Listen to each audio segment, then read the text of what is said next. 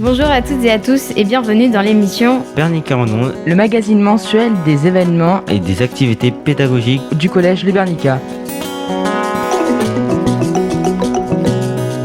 Bonjour à tous, une troisième émission dans une série d'émissions avec les troisièmes professionnels qui ont une grosse envie de vous faire découvrir à la fois leur parcours cette année évidemment et de vous donner des conseils pour l'année prochaine, puisque évidemment on est tous concernés par cette possibilité que l'on a de partir en filière professionnelle. C'est, je crois, d'abord Brian qui va nous parler de ce que c'est que la troisième pro. En fin de compte, pour les élèves qui ne la connaissent pas, c'est quoi cette troisième-là qui est un peu différente des autres? La troisième prépa pro est plus facile dans les matières de maths, dans les matières comme histoire, physique, chimie, et ça nous donne le temps de faire d'autres choses. Et comme on est à 22, on peut plus s'occuper de tout le monde. Est-ce qu'il n'y a pas aussi peut-être un autre avantage lorsque vous allez faire vos choix d'orientation? Mais je crois que c'est les points en plus, non? Il me semble qu'on est prioritaire pour notre orientation en classe de seconde. On va passer avant tout le monde. C'est pas un avantage, ça? Oui. Puis on a aussi un deuxième avantage, comme tous les élèves de la troisième pro vont passer en seconde professionnelle, évidemment, ils ont besoin d'une expérience plus importante que les autres. Qu'est-ce qu'ils font de plus pour découvrir le monde de la filière professionnelle? On fait des visites en lycée, on fait des visites en stage d'observation, et on a 2 stages d'observation dans l'année. Autrement dit, ça c'est une qualité, c'est une chance. Vous avez 2 fois plus de chances de trouver un métier qui vous intéresse et de tester ces métiers d'une certaine façon. Le test, c'est justement ce que les élèves ont réussi à faire à la fois à travers donc ces immersions. Ils vont en lycée professionnel une matinée par semaine, mais également à travers les stages. On va d'abord demander à Kelsey quelle est l'immersion qui, elle, lui a le plus plu, qui lui a vraiment donné envie de choisir une filière. Kelsey? Donc moi je vais vous parler de l'immersion à vue belle qui était en mode couture floue. Moi je suis pas un spécialiste de la couture, mais couture floue, c'est pour devenir couturière, on est bien d'accord, c'est pour faire du design et de la mode, hein, c'est bien ça? Oui, mais la couture floue c'est un style de couture, c'est pas vraiment flou.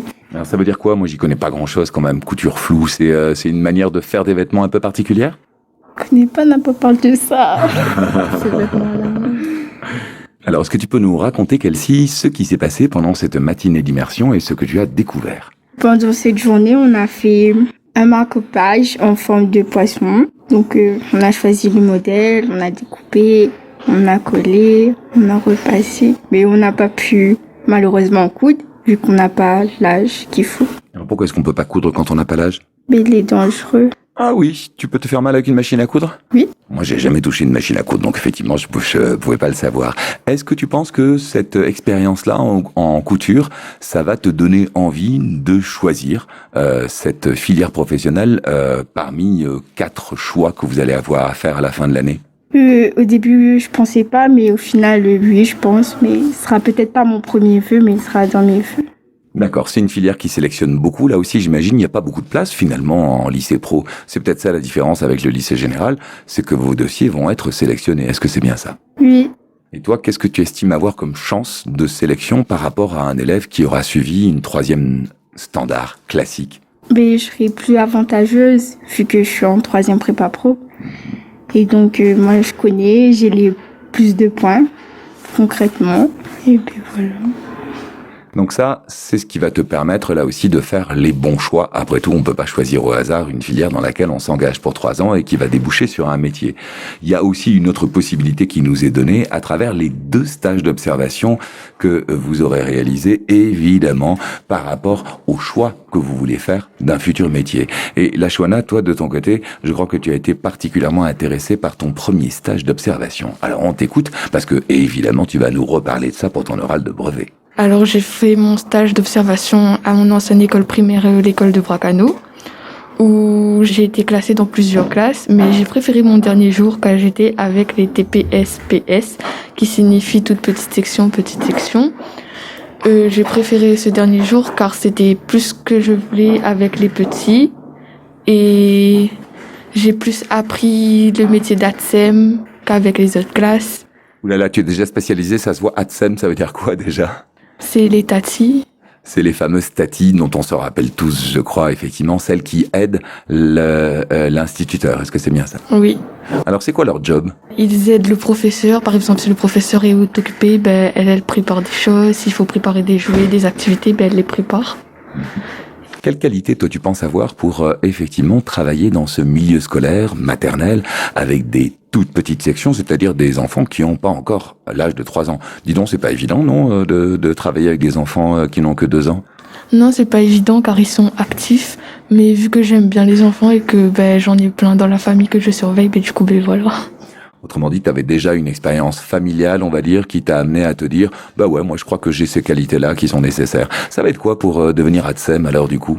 Je sais plus. C'est une filière petite enfance, est-ce que c'est bien ça? Oui. D'accord. Est-ce que tu penses que c'est ton premier choix, celui que tu vas faire en premier? Oui, je pense que ce serait mon premier choix.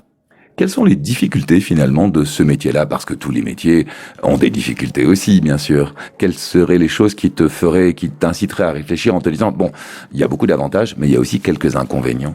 Il faut pas s'énerver avec les enfants, il faut rester calme.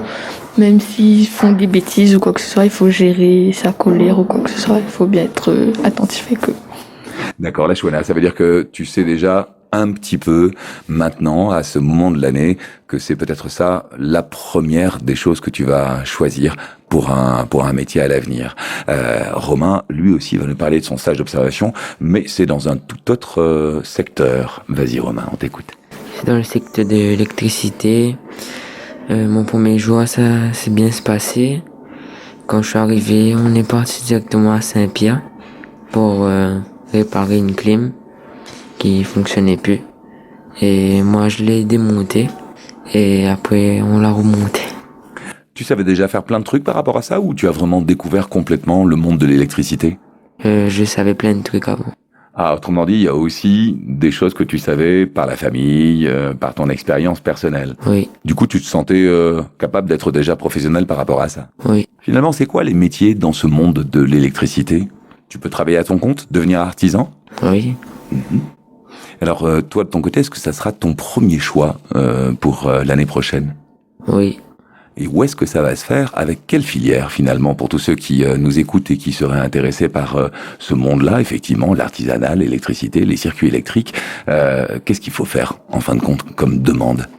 Est-ce que ça serait pas un bac pro Syncen, à système électronique et numérique, par exemple, au lycée de Trois-Bassins? Si. Ça pourrait être intéressant. Petite question, est-ce qu'il y a de l'avenir dans ce secteur-là? Je veux dire, est-ce qu'il va y avoir du travail pour, dans 3 ans, lorsque tu sortiras de ton bac professionnel et que tu te diras, ça y est, là, je vais commencer le métier? Oui. Pour quelle raison? Parce que... T'as pas l'impression qu'on est de plus en plus entouré de systèmes électriques, électroniques, de climatisation, bref, que c'est un secteur qui marche bien, non? Je me trompe? Si. Et évidemment, dans le secteur du froid, le réchauffement climatique, hélas, il a aussi quelques avantages. Il va y avoir de plus en plus besoin de gens dans le secteur de la réfrigération, de la climatisation. De toute évidence, il y a de l'emploi, il y a du travail l'année prochaine par rapport à ça. Brian, toi de ton côté, t'as réfléchi à quoi comme métier pour l'avenir finalement, comme métier dans lequel il y aura du travail dans 2 ans, 3 ans, 5 ans? De la mécanique, parce que bientôt il y aura plus de voitures électriques. Du coup, je vais faire un peu de la mécanique et de l'électrique aussi. Alors ça se passerait dans quelle filière ça? Dans maintenance de véhicules. Mm-hmm. Et c'est dans quel lycée que ça va se passer? À l'EP Avanche ou Stella. D'accord. À côté de l'expérience que vous faites, évidemment, dans les immersions, dans les stages, quels sont les moyens pour nous de savoir exactement qu'est-ce que l'on peut demander? Il me semble qu'au CDI, il y a une partie du CDI qui est réservée à ça, je me trompe? Oui. C'est pour la filière d'orientation, ça s'appelle l'ONICEP, je crois. Et puis, on peut supposer que tous les élèves, on va demander ça à Kelsey, tous les élèves de filière professionnelle, ils ont été ou ils vont peut-être aller voir la conseillère d'orientation. Oui, bien évidemment que oui. Est-ce que tu es déjà parti la voir, toi? Non, pas encore.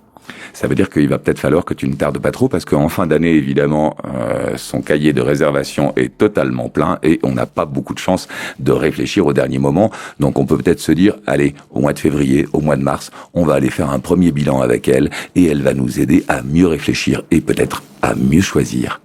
On vous remercie encore tous les 4 de nous avoir donné toutes ces informations qui seront très utiles à beaucoup d'élèves et on vous souhaite une bonne journée, une bonne rentrée et à bientôt. C'était Bernica en onde. Sur le 100.7 FM. Merci à toutes et à tous pour votre écoute. et à la prochaine.